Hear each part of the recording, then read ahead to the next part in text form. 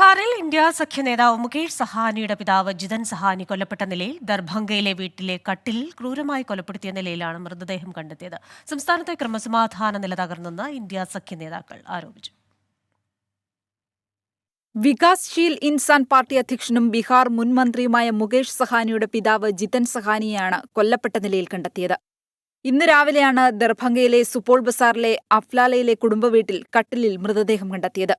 Darbhanga SP Jagannath റെഡ്ഡിയുടെ നേതൃത്വത്തിലുള്ള സംഘം സ്ഥലത്തെത്തി അന്വേഷണം തുടങ്ങി.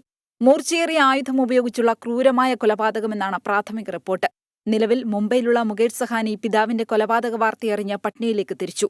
സംസ്ഥാനത്തെ ക്രമസമാധാന നില തകർന്നുവെന്നാരോപിച്ച ഇന്ത്യ സഖ്യ നേതൃത്വം കുറ്റവാളികളെ 24 മണിക്കൂറിനകം അറസ്റ്റ് ചെയ്യണമെന്നാവശ്യപ്പെട്ടു.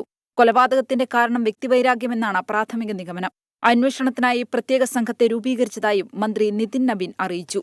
ബീഹാർ സർക്കാർ മുകേഷ് സഹാനിക്കൊപ്പമുണ്ടെന്നും കുറ്റവാളികളെ കണ്ടെത്തി കർശന ശിക്ഷ ഉറപ്പാക്കുമെന്നും ഉപമുഖ്യമന്ത്രി സാമ്രാട് ചൌധരി പ്രതികരിച്ചു. 24 ഡൽഹി.